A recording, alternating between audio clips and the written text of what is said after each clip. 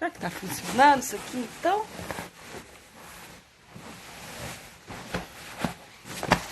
Vamos lá, vou chamar Dona Natália. Sim, chame pessoas pra. Ah, Natália. Ah, entrou.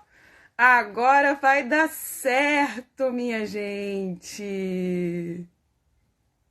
Bom dia da China! Bom dia da China! Boa noite no Brasil! Vamos ver se eu consigo chamar a Natália. Gente, é a primeira vez que eu faço uma live. Estou super feliz que está dando certo, porque aqui é problemático essa internet. Problemática. Vamos lá.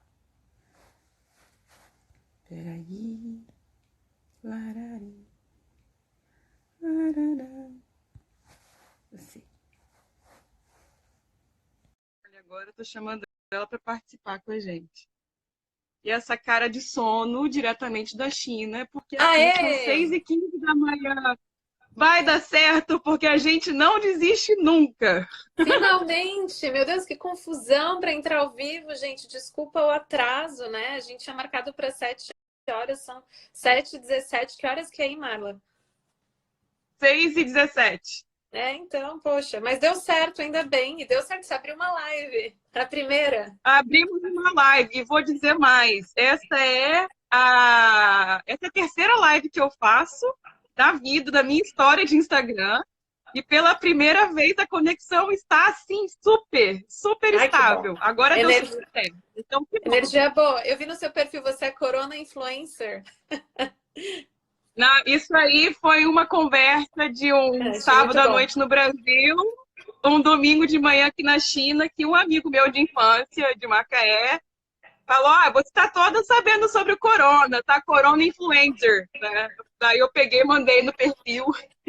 Adorei, adorei. Me fala um pouquinho de você, Marla. Eu sei que sou eu que estou no teu perfil, né? Da turma, daqui a pouco começa a entrar uma galera, mas assim, me conta um pouco de você, assim, há quanto tempo que você mora, na China, desde quando você está aí? Me dá um pouco um overview, assim, de o que rolou, né? Quando chegou o coronavírus, o que você pensou? Tá bom, vamos lá. Eu sou de Macaé, no Rio de Janeiro, sou formada em Relações Internacionais na PUC-Rio, e lá para meados, no meio da faculdade, eu comecei a estudar sobre China, né, Uhum. economia chinesa. Isso era lá pelos idos de 2008, desculpa, bem antes que isso. Era 2005, na verdade, quando a China super crescia, 2 dígitos ao ano. Era muito interessante estudar sobre China. E em seguida eu comecei um estágio num instituto de pesquisa sobre economia chinesa, de apoio a empresas brasileiras. Vim para cá numa viagem de 2 semanas e simplesmente me encantei com Pequim e Xangai. Meses depois eu ganhei uma bolsa de mestrado para fazer economia, para estudar economia internacional na Universidade de Xangai. Então eu morei em Xangai por 4 anos. E adorei, adorei Xangai e só saí de lá porque eu comecei a trabalhar nessa empresa onde eu estou hoje. Eu sou gerente de projetos. Então, passei 7 anos trabalhando como gerente de projeto, até surgir um projeto que me trouxe de volta para a China, agora em janeiro. Ah, você chegou em Certo. E janeiro em junto, mais janeiro, ou menos, com o coronavírus, então. é, o corona me trouxe para cá. Imagina. Não, pelo amor de Deus. As brincadeiras assim a gente não faz. Não, não pode. Mas não, não faz. Quando a gente chega, quando eu cheguei aqui no começo de janeiro, foi por volta de 6 de janeiro, eu comecei a ouvir por uma prima que é biomédica sobre o aumento desses, né, crescimento de uma pneumonia nessa cidade no interior da China chamada Wuhan, que não é uma pequena cidade, é uma grandíssima cidade no interior da China, nessa província de Hubei. E ela me chamou a atenção, olha, o que está acontecendo aí? Porque o que a gente está vendo é uma doença, uma pneumonia super contagiosa. Eu estava despreocupada porque eu estou bem longe de Wuhan. Então, dia após dia, a gente vendo que essa pneumonia era uma gripe do tipo corona, que estava contagiando muito as pessoas e medidas começaram a ser tomadas para bloquear a cidade de Wuhan. Eu, em Tianjin, continuava despreocupada, né, por assim dizer. E saí da China em 20 de janeiro. Não foi nem por conta vou me precaver, vou sair daqui. Foi uma viagem a trabalho. Foi uma super coincidência. E essa viagem pegou o início do Ano Novo Chinês, que normalmente na virada da primeira lua nova do ano, às vezes coincide até com Carnaval. Certo. De 20 de janeiro até 2 de fevereiro, eu estive na Malásia. Passei o Ano Novo Chinês lá e escutei que no dia 25 de janeiro, a China inteira se fechou, era toque de recolher, todo mundo em casa, de quarentena, todo o comércio fechado, as empresas já estavam fechadas por conta do feriado, mas nenhum serviço seria oferecido, certo? Comércio, restaurantes, todos fechados, a indústria de turismo também, nada, parque, nenhuma atração, tudo fechado. Então, não existiu o Ano Novo Chinês, era toque de recolher todo mundo em casa. Escolas foram fechadas por 3 meses, até o final de abril, até o dia 30 de abril. Nesse período eu estava fora e só acompanhando. Dia a dia, a primeira coisa que eu fazia era abrir uma estatística da Johns Hopkins, que até hoje eu abro, e mostrando que dia após dia os casos aumentavam, as mortes aumentavam, algumas pessoas se recuperavam, e eu comecei a sentir medo de voltar, assim, ficar preocupada em voltar. Até o dia que... Você estava lá na Malásia, isso, ainda? Estava na Malásia. Não voltou, você não retornou, tá? Não voltei, e até o dia que eu tinha minha passagem para voltar para Tianjin, essa passagem foi cancelada. Então, as empresas aéreas na Ásia começaram a cancelar os voos de volta para a China por medida de segurança também dos países da região aqui e não ter contato também com a China. Com quem estava viajando. Agora, quando você voltou de fato, Marla? Eu finalmente voltei no dia 16 de fevereiro. E estava tudo fechado ainda, não? Tudo fechado. O que tinha aberto aqui eram mercados, nem todos os mercados, alguns mercados abertos, farmácias, mas também nem todas. Só o mínimo necessário para dar apoio à população. E você fazia home office naquela época? Fazia home office. Fazia home office, eu e toda a equipe do projeto que estava em alguma outra cidade na China e retornou para Tianjin, ou estava fora da China e voltou para a China e teve que fazer home office também. Ficaram 2 semanas na China. Desculpa, 2 semanas em casa de quarentena. Então, a minha situação foi interessante porque quando eu cheguei em Tianjin e vim para minha casa, eu tinha acabado de mudar para a China de volta. As 2 semanas que eu estive em janeiro aqui, eu estava no hotel. Então, eu vim de quarentena para uma casa que eu não conhecia. Eu vim para um apartamento que foi designado pela empresa. Então, eu entrei numa casa nova, que eu não conhecia, num bairro que eu não conhecia, que eu observava tudo pela janela, a vida acontecendo pela janela, com muita curiosidade. 14 dias em casa, fazendo home office, tentando manter aquela rotina, né? Das 8 às 5, acordar, botar uma roupa de trabalho, me comunicar com todo mundo, né? E vendo a vida acontecer pela janela. E nada acontecia. Muito pouco que eu via por aqui. Eu via pouquíssimos carros, eu via poucas pessoas com sacolinha de mercado. Desculpe que o mercado no quarteirão de trás, mas tudo isso observando pela janela. E tinha polícia na rua? Era proibido sair? Ou você só podia sair para coisas muito específicas? Como que era isso? Assim, tinha uma orientação? Porque a gente daqui viu umas coisas assim, drone, polícia ou agentes de saúde indo medir a temperatura o tempo todo da população, um controle muito rígido, né? Para evitar que o vírus se disseminasse. Isso aconteceu aí também? Ou foi só mais em Wuhan mesmo? Aqui no país inteiro. Tenho amigos e conhecidos em outras cidades, em grupos aqui no WeChat, que é o WhatsApp, né, aberto aqui na China, que a gente usa aqui dentro da China, comentando também desses mesmos controles nas cidades deles. Quando eu cheguei no aeroporto, foi feita uma medição, um escaneamento da minha temperatura, eu preenchi o formulário dizendo onde eu tinha estado nos últimos dias, né? Entrevista, o que você fez, onde você vai, onde você mora, tudo. Vim para casa. Quando eu cheguei na minha casa, não tinha polícia exatamente na minha casa, em fevereiro. mas tinham pessoas que eram treinadas e formulários e instruções manuais de quarentena. Eu registrei na recepção aqui do meu prédio o voo que eu peguei para entrar na China, número do voo, aí meus dados, passaporte, número de telefone, e isso foi cadastrado com o QR Code no aplicativo para monitorar e possa assegurar que eu estive 14 dias dentro da minha casa. Eu pude sair, eu dei sorte, saí no meu primeiro dia e fui ao mercado. Me deixaram sair no primeiro dia. Aí no segundo dia eu fiquei trabalhando, eu pensei, bom, eu vou ter que ficar aqui mesmo, não vou poder ficar andando na rua, porque eu era de segunda, terça, quarta, estava trabalhando realmente. E estava muito frio, era muito pouco. Quando deu sábado de manhã da primeira semana, eu botei uma roupa, eu falei, vamos tentar sair de casa.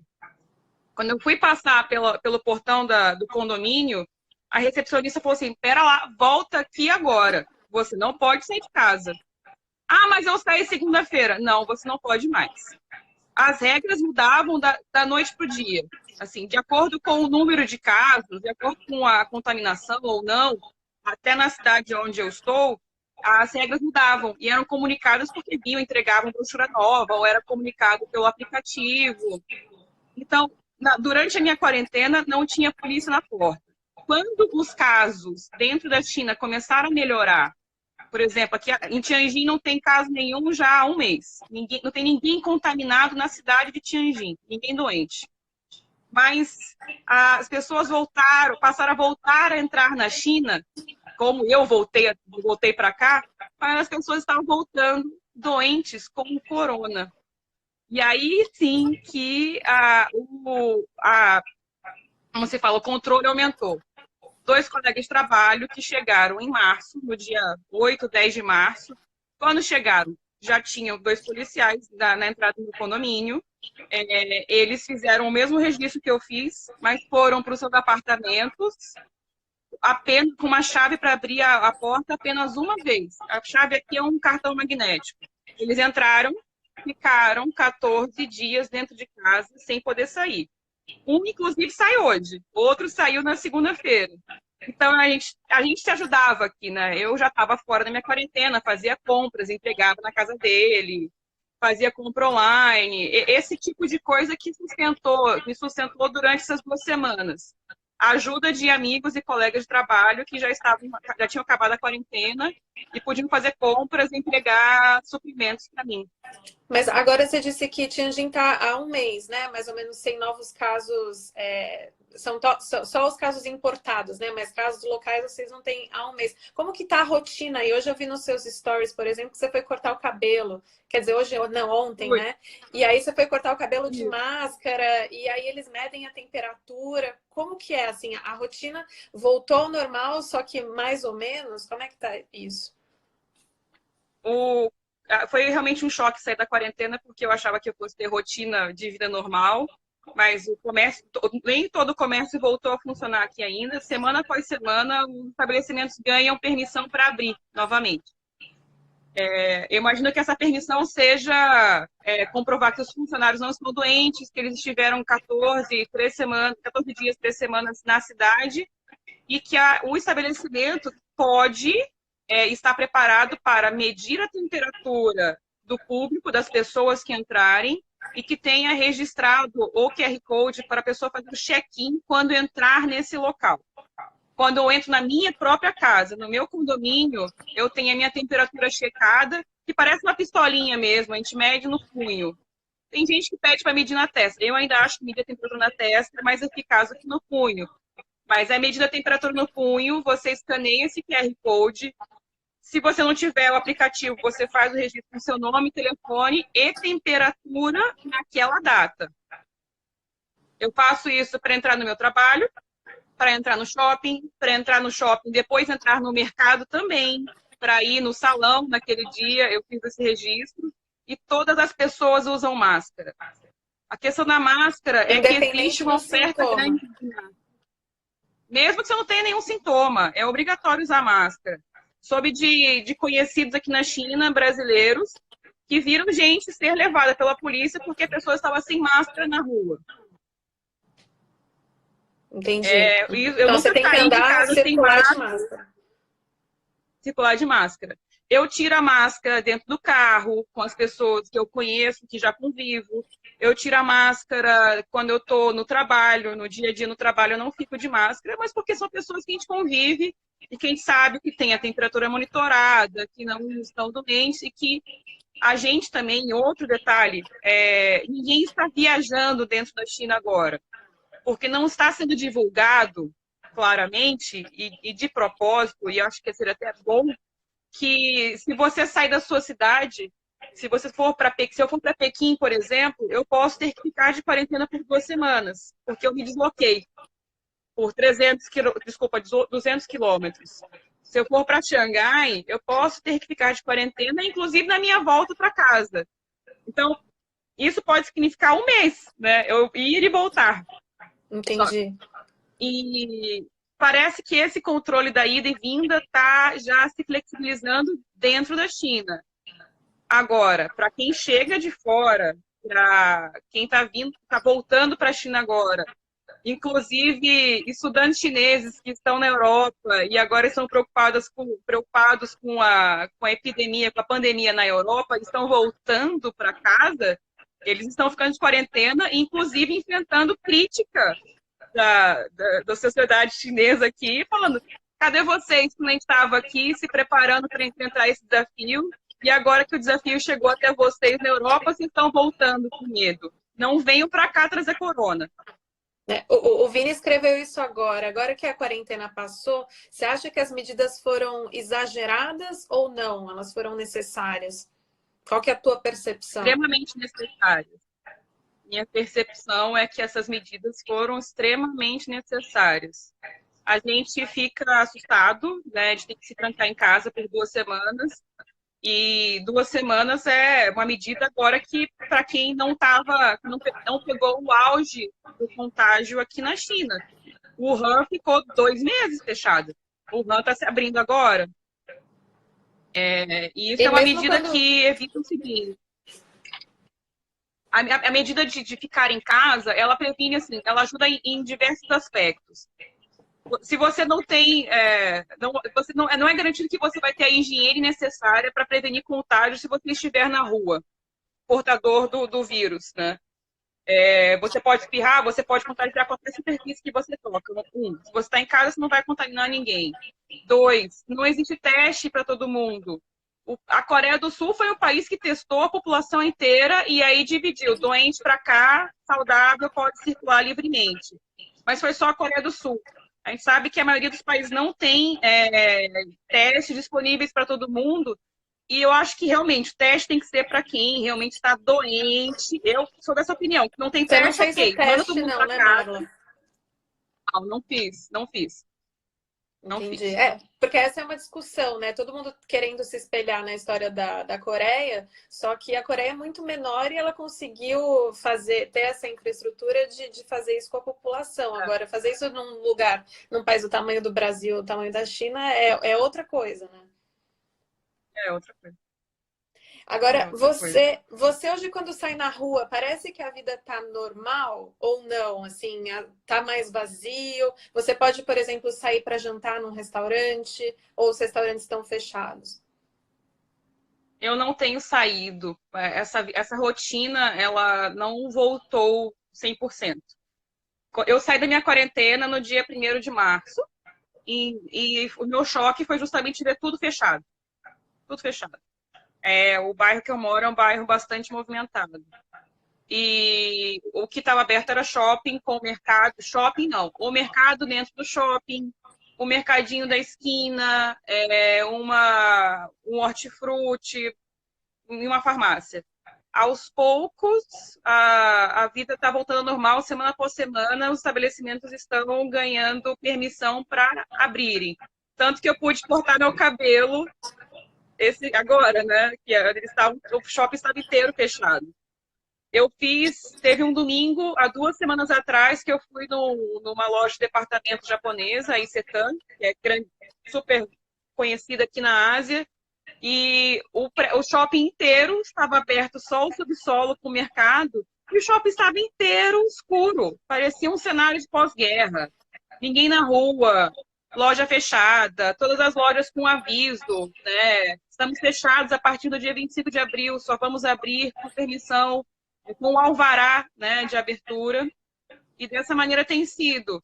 As empresas, que eu acho que foi o que mais me afetou aqui, a gente trabalha com uma fábrica, né? Eles são um fabricante de estruturas metálicas aqui, que fechou durante o Ano Novo Chinês, fechou 2 semanas. Quando abriu, as pessoas que foram permitidas a trabalhar, elas só trabalhavam se tivessem esse registro de que fizeram quarentena, onde estavam, e se estivessem voltando após o Ano Novo Chinês, precisavam fazer a quarentena. Então, hoje é a primeira vez que eu vou reunir toda a equipe do meu projeto desde janeiro. Pensa aí, hoje é dia 25 de março aqui na China, são quase 3 meses com a equipe pela metade. Inteiro, entendi. 2 meses, desculpa. 2 meses. 2 meses. E ainda não está tudo 100% igual, né? Eu acho que quando a gente começa a ver daqui as notícias de que as coisas estão melhorando e tal, a impressão que a gente tem de longe é que tudo meio que voltou ao normal, que você pode passear no shopping, que você pode comer no restaurante, que pode ir para balada, para o barzinho, e isso não está acontecendo, né? Por mais que você não esteja confinada obrigatoriamente, você tem uma limitação das coisas que você pode fazer. Então, ir só para o mercado, agora você conseguiu ir no salão de beleza cortar o seu cabelo, vai trabalhar, mas isso é o máximo que você consegue fazer na tua rotina, né? Exatamente, falar em barzinho, parque, e balada. academia, essas coisas. Academia fechada, imagina, academias todas fechadas, os parques que não são abertos, os parques que têm cobrança de entrada, né? Eles estão fechados. Algumas cidades estão aos poucos abrindo. Xangai abriu um parque, que eu vi uma amiga que ela estava no parque essa semana. Agora aqui em Tianjin, eu acho que o norte da China respondeu de uma maneira muito mais rígida, até do que muitas outras cidades, o norte da China em geral. Então aqui realmente tem pouquíssimos lugares abertos ainda. Tá. E aqui E tem a muito gente, essa. Pode falar, desculpa, eu ia só complementar que, além da questão do serviço, né, do terceiro setor de serviço, para aquilo que a gente está acostumado no nosso dia a dia, como cidadão, toda a indústria de logística foi afetada assim, drasticamente aqui, porque você criou gargalos de produção e gargalos de entrega. Então, as fábricas aqui na China acumularam toda a produção que elas tinham que entregar em fevereiro, estão fazendo as entregas em março, e todos os slots de entrega de transporte ficaram acumulados, e a gente está tendo impactos no projeto onde eu trabalho por conta de atrasos, que agora estão vindo da Europa também, né? Agora não são internos da China, agora estão vindo de fora. Agora vai ser global.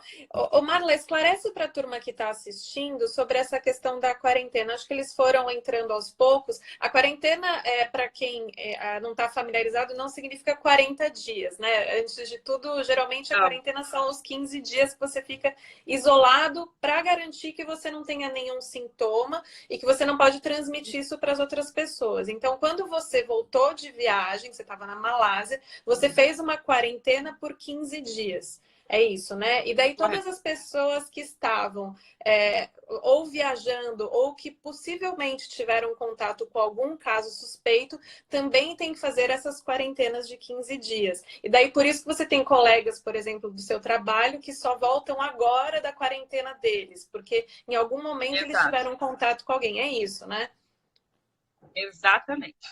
Tá, Exatamente então, isso. Agora, a Carol está perguntando... retorno.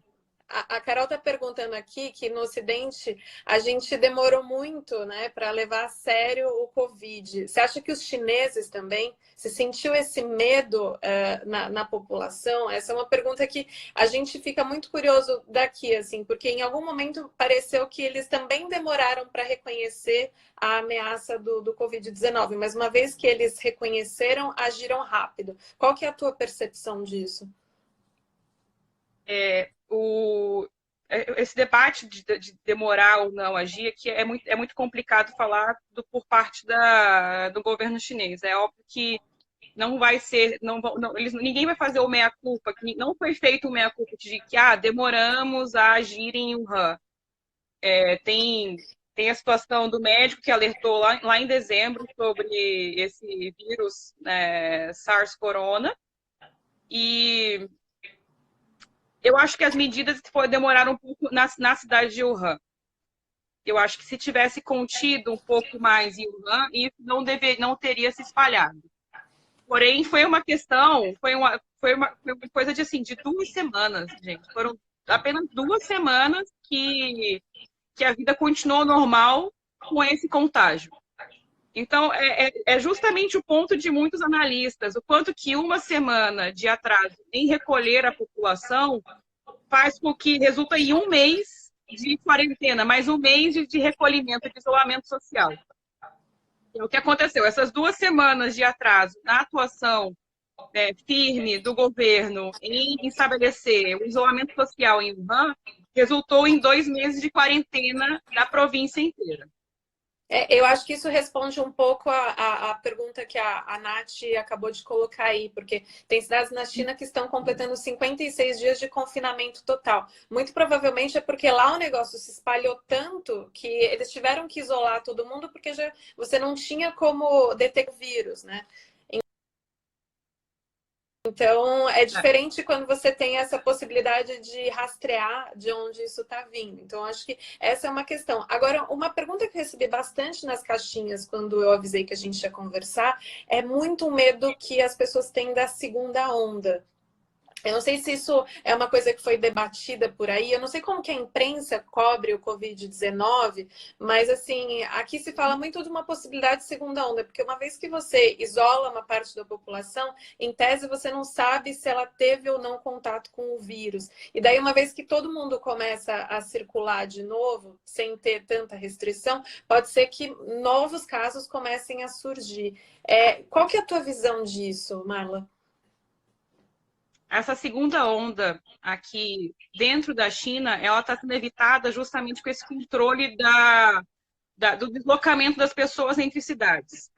Aquilo que eu estava explicando, que essas regras de sair de Tianjin, ir para Pequim e voltar, não estão sendo divulgadas. Ninguém chegou, levantou a bandeira, olha pessoal, deslocamento dentro da China está ok. Não, isso não está sendo estimulado aqui na China. O que se fala ainda é de muito cuidado, campanhas de higiene pessoal, falando cada dia mostram bastante o que tem sido feito das pessoas que estão entrando nos aeroportos da China, vindas de voos internacionais, e como esses voos estão sendo direcionados para aeroportos específicos, com slots específicos, que todo mundo que chega da China agora é isolado. Então, a medida sua cidade registrou 0 novos casos de contágio comunitário, certo? Por quanto tempo? 2 semanas, 3 semanas, ok. Então, vamos abrir mais estabelecimentos comerciais. O aeroporto vai ficar fechado para voo internacional? Vai continuar fechado, vamos direcionar esses voos para Pequim. Em Pequim tem 2 enormes aeroportos que podem receber voos internacionais, só que as pessoas que chegam em Pequim, elas vão direcionadas para a quarentena, ou na casa delas, ou em hotéis designados pelo governo. Elas vão escoltadas. Elas não pegam o transporte público e vão para casa. Elas vão no ônibus com funcionários vestidos da cabeça aos pés, com roupas protetoras, máscara especial, justamente para evitar essa segunda onda, que é a pergunta, né? Entendi. Aliás, é uma logística muito, né? Uma vigilância epidemiológica ali para evitar que o vírus é um cerco, né? Um cerco ao vírus para que ele não saia de lá. Agora, tem muita gente perguntando aqui, e daí também acho que você pode tentar explicar para a gente o que aconteceu com as pequenas empresas. Eu não sei como que é a estrutura aí na China de pequenos negócios, se tem um detalhamento do que aconteceu com a economia. É uma grande preocupação que a gente tem agora. Inclusive, inclusive, esse é o principal debate atualmente aqui no Brasil, sobre quanto tempo a gente vai ter que ficar confinado, em quarentena, e qual que vai ser o impacto disso para a sociedade. Claro que são países diferentes, economias diferentes, né? Mas qual que é a percepção aí dos negócios da China? Aqui foi muito divulgado na imprensa nacional sobre a lei. Acho que o que foi mais divulgado era todos os esforços dos profissionais de saúde para conter o vírus. E a segunda coisa que mais mostravam na televisão eram como pequenos empresários estavam superando, né, esse período de recolhimento e isolamento social de toda a população chinesa. Então, era entre diversos tipos de matéria. Uma era profissionais que provavam que não estavam contaminados, que estavam saudáveis e que se mantinham uma rotina saudável para poder trabalhar com logística. O típico motoboy, ou um profissional de uma empresa que faça entrega. Agora a gente tem empresas que fazem entregas, não vou citar aqui para não dar nome a essas empresas, mas foram organizadas empresas de entregas rápidas, do estilo motoboy, e nas entregas eles colocavam, claro, meu nome é fulano de tal, eu estou saudável, estou protegido com essa roupa, máscara e tudo mais, para fazer a sua entrega segura na sua casa. Então, isso virou um grande negócio, fazer entregas para micro e pequenas empresas. Restaurantes continuaram funcionando, fazendo entrega com essa rede de logística, né, dos motoboys. Quem faz profissionais autônomos, claro que aqui a gente tem um estilo de governo que ele dá apoio à população, deu apoio à população monetário, né, ajuda de custo por conta do fechamento. Não era nada, nenhuma cifra grande, claro. Mas essas matérias que circulavam na imprensa chinesa, elas mostravam o que as pessoas estavam fazendo para contornar esse período de isolamento. Então, usar a internet, dar cursos online, fazer entregas usando empresas de logística, que mais? Aulas de academia, lives em rede social. Entendi. Não tem muito aí essa imagem que a gente tem do emprego informal, das pessoas que precisam, por exemplo, circular. Não tem muito aí, é diferente um pouco a estrutura. O emprego informal, ele tem, por exemplo, locais que tinham bastante essa história do camelô aqui na China. Eu de 10 anos, quando eu morei aqui 10 anos atrás, eu via bastante comércio de rua. Comércio, assim, informal na rua. Hoje em dia, isso já foi... Eu não vejo mais. Eu não sei dizer o que exatamente aconteceu com essas pessoas, mas eu sei que se elas forem empregadas na indústria formal, né, mas aqui eu não via comércio informal na cidade onde eu moro em janeiro, antes do início da epidemia. Tá. E Marla, uma pergunta aqui. Você acha que a população se conscientizou logo? As pessoas contribuíram? Pelo que eu entendi, não tinha muita opção de não contribuir, né? A gente tem que pensar que a China é um país que tem um poder de movimentação da população muito forte, né? Então, eu não vi medo em ninguém.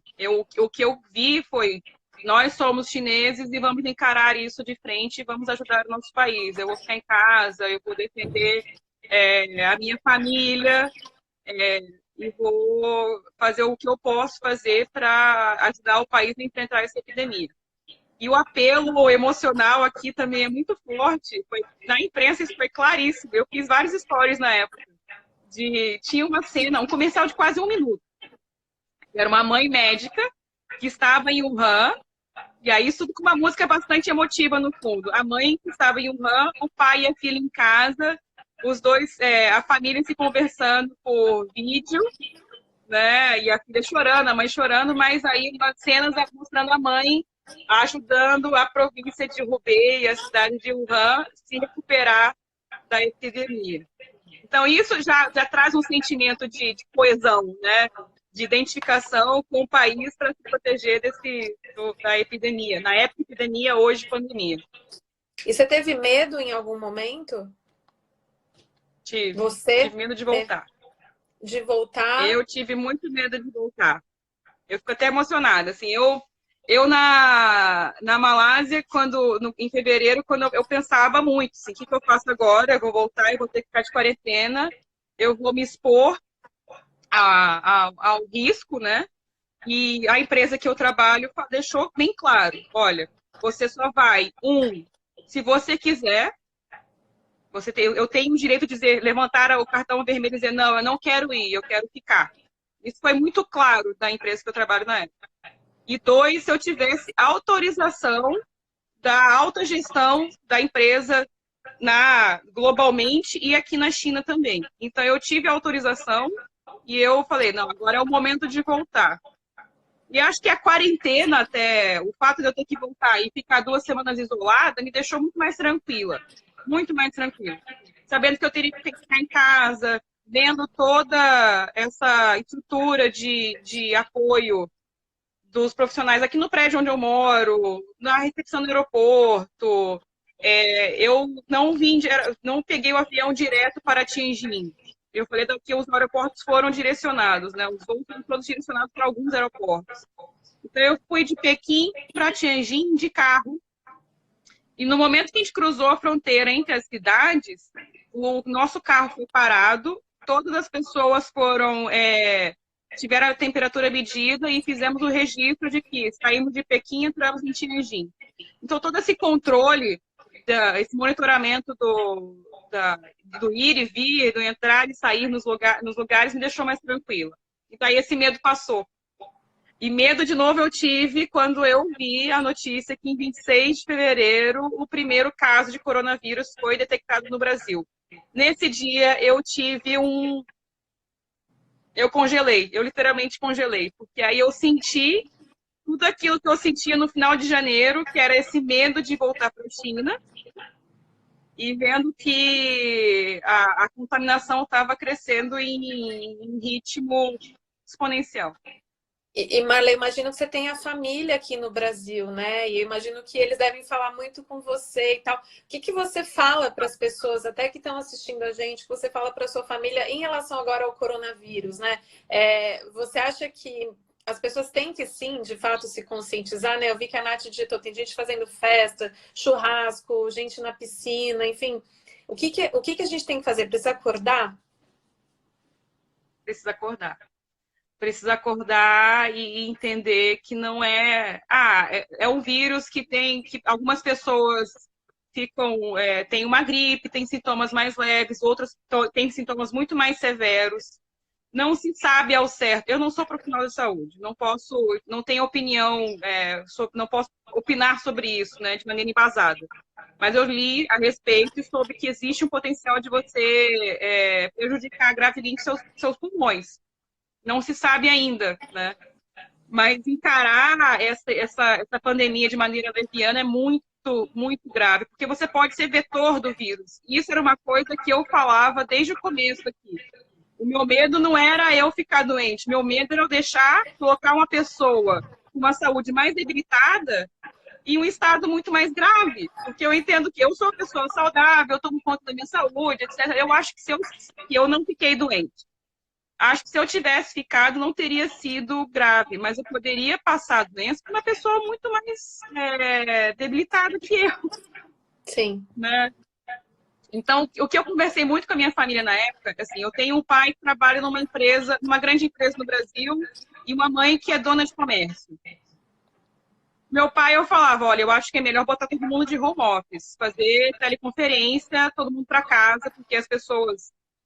a gente não tem ideia de quantas pessoas que a gente tem contato no nosso dia a dia. A gente não fica fazendo conta. Olha, eu entrei aqui num lugar com 10 pessoas, depois eu peguei um elevador com 5, um metrô com 150 pessoas. Tudo isso é contágio. Então, eu falava, tenta fazer home office. Aí, no momento que ele colocou a equipe inteira em casa, que foi feito, então, que a empresa decidiu colocar todos de home office, eu fiquei muito feliz também. No caso da minha mãe, que tem comércio, e é um comércio... eu vou deixar, é uma farmácia. Ela não vai fechar. justamente porque ela precisa dar apoio, é um tipo de comércio que é essencial. Aqui na China não fechou. As medidas que ela tomou foram fazer um escaneamento da pessoa quando entra na farmácia, medição da temperatura. Os funcionários estão todos vestidos, protegidos, porque é a exposição aos funcionários dela também, que têm suas famílias em casa. Então, a pessoa tem a temperatura medida, tem um álcool gel, lenço, com solução de álcool disponível, e limita o atendimento das pessoas para evitar a farmácia ficar cheia de gente. Então, entra o mínimo possível para não aumentar, não ter muita exposição. Tem coisas que realmente a gente não tem como evitar, ir ao mercado, ir à farmácia. Agora, eu vou até emendar em outro assunto aqui. Desabastecimento, que é o que a gente começou a ver na Europa, e aí no Brasil também, a questão do papel higiênico e faltar coisas no mercado, isso não aconteceu aqui na China. Eu não vi em lugar nenhum. Conversei com amigos que estavam aqui no auge da epidemia, não aconteceu em local nenhum. Não faltou nada. Nada. Tá. Eu sei que eu preciso te liberar para você ir trabalhar daqui a pouco, né? Vamos fazer a... Não, a gente tem mais uns 15 minutos. Então tá. Eu achei que você tinha que sair às 8. Então vamos. Eu estava aqui achando que você tinha que terminar às 8. Então vamos para as dicas. A Gleide está perguntando quais dicas que você daria para a gente driblar o que for possível. Acho que desde dica de dia a dia, Marla, sabe que eu tenho sentido aqui muita dúvida de o que fazer quando vai no mercado, quando recebe a entrega do Rappi, que a gente tem Rappi aqui, iFood, que é o motoboy que traz a comida. A gente não tem essa coisa de medir a temperatura, nem QR Code, nada do que tem parecido com a China. Então, o que a gente pode fazer no nosso cotidiano para reduzir o nosso risco de contágio? Certo.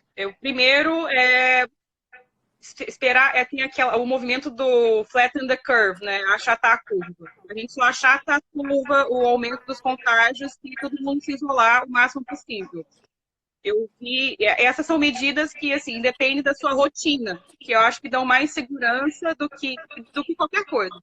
Estar em casa e evitar contato é a primeira medida. A segunda é realmente higiene pessoal. Se precisar sair de casa, tiver que ir ao mercado, prender cabelo, ter o álcool gel na mão, se tiver máscara, ok. A máscara ela é quase que uma alegoria, né, da pandemia. Assim, eu acho que se tiver máscara, beleza, não tem máscara no Brasil, não é o fim do mundo. A gente porque o primeiro você vai ficar sair de casa. Então, não tem máscara, ok. Não, mas se vai sair para a rua, levar o álcool gel, o que quer que se lavar as mãos, não colocar a mão no rosto, é um exercício, assim, dificílimo. Eu estou aqui conversando com você, já ajeitei o óculos, já botei a mão aqui na acne, eu estou aqui no queixo, botar a mão no nariz, não. Mão na mucosa, não pode. Vai receber um funcionário em casa, uma entrega, observa se o cara está de luva também. Isso é uma coisa que eu vi bastante aqui. As pessoas com luva, ou se você vai receber encomenda, tiver álcool gel, leva lá o álcool gel, até faça a sua parte, né? Ajude a quem está te ajudando. Faça lá, você puder lavar a mão, ou você lavar, retirar todo o plástico da sua encomenda, jogar fora na hora, lavar as suas mãos, higienizar quando você receber essa encomenda. E lavar roupa? Aqui tem muito essa indicação de primeiro você deixar os calçados para fora de casa ou na parte suja, né? Que eu sei que até é um costume oriental. Mas assim, agora que todo mundo está falando muito disso, então as pessoas estão começando a se preocupar mais de o que vem de fora e lavar as roupas também. Chegar em casa, trocar de roupa, tomar banho e deixar separado. Isso também foi uma estratégia que vocês adotaram por aí, não? Ou é exagerado? Lavar a roupa. Tá. Não é exagerado, não é exagerado. A gente tem... assim, no começo, em janeiro e fevereiro, não tinham estudos assertivos, né, definitivos, dizendo em quanto tempo que o vírus sobrevive em cada superfície. E cada vez que eu leio, eu vejo uma informação diferente. Então, acho que lavar a roupa, tomar banho é importantíssimo. Foi para a rua, voltou, direto para a ducha e roupa vai lavar na hora também. Tá. E se estiver aqui no mercado, eu vi também outro dia num post seu aqui no Instagram, que aí tem até uma distância, assim, pintada no chão, uma faixa, sei lá, um adesivo, de a distância que você tem que manter da próxima pessoa, não é isso? Exatamente. E tem recados também nos estabelecimentos, em todo local público, para você manter uma distância de 1,5 m entre as pessoas. Mínima de 1,5 m. E em fila também, marcação no chão para fazer a fila. Tá, então, isso é uma coisa que a gente viu vídeo aqui no final de semana, porque o que a gente viu aqui? Toda essa preocupação com os abastecimentos, as pessoas foram correndo para os mercados. E daí começaram a circular vários vídeos na internet de muita gente amontoada naquela fila do caixa que a gente tem aqui no Brasil, e todo mundo muito perto. E aí, logo depois eu vi o seu Instagram com as pessoas com as faixas no chão e delimitadas com uma distância. Então, a gente ainda tem muito o que aprender, né? Assim, na verdade, não dá para comparar exatamente os dois países, né? A estrutura que os dois têm. Agora, olha aí, a Glídia está mandando, você tem dicas de alimentos importantes nesse período? Você comeu alguma coisa específica aí? Mudou a sua alimentação?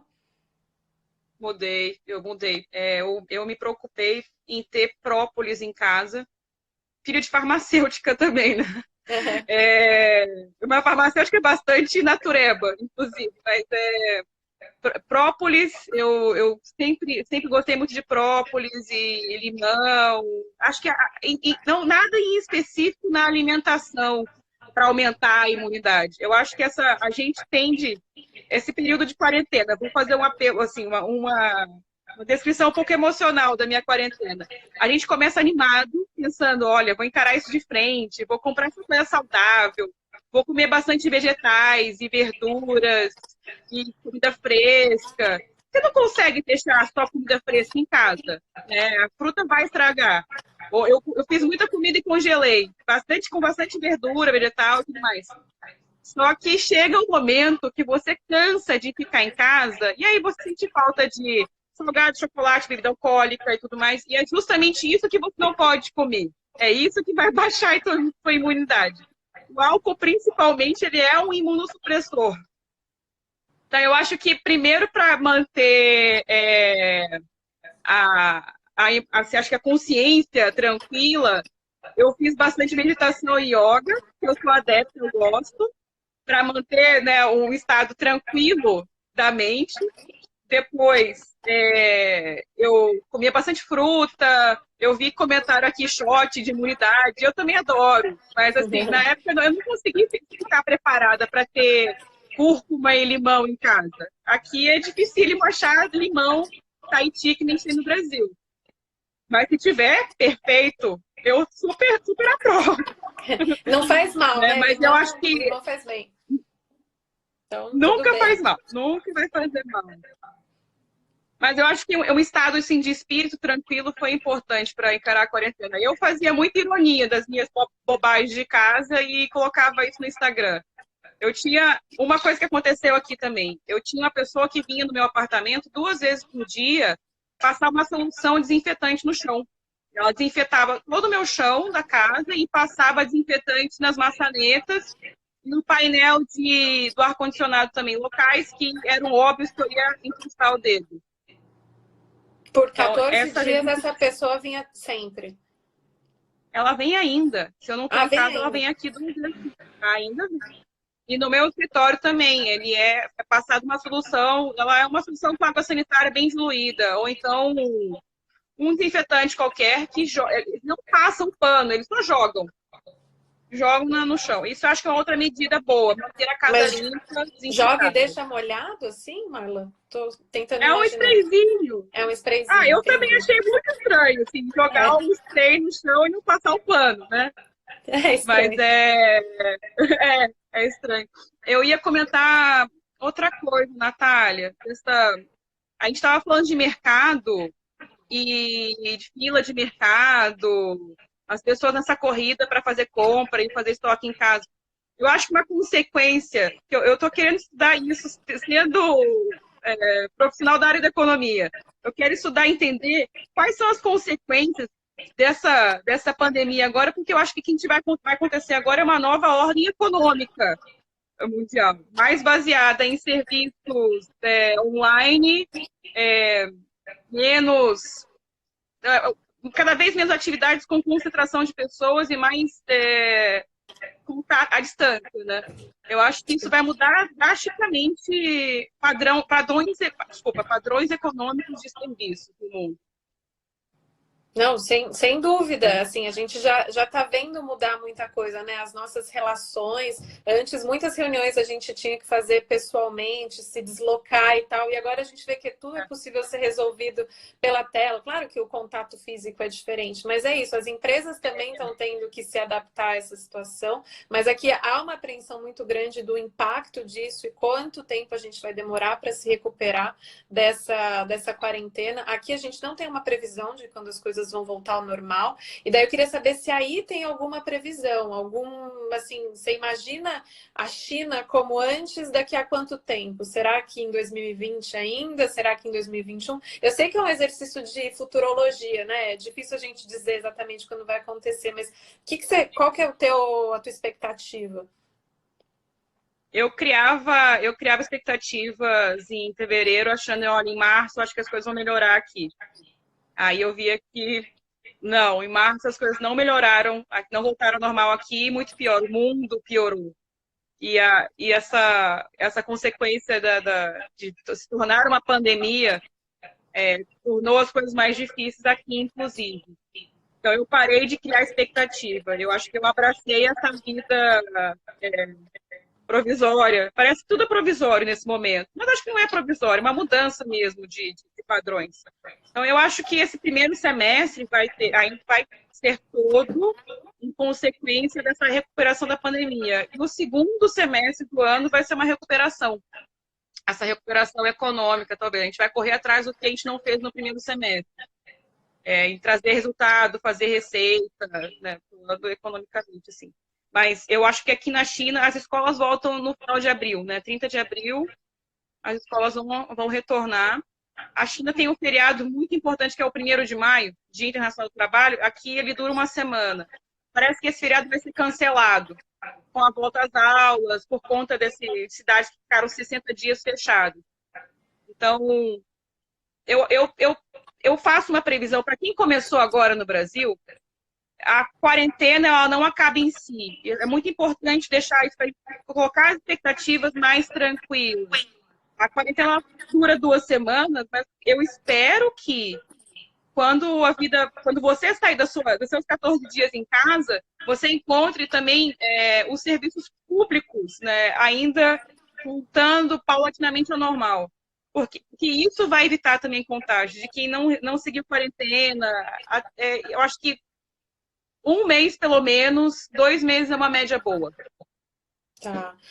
Última pergunta. Você acredita em vacina? Aliás, tem notícias de vacina, estudo científico, remédio aí na China?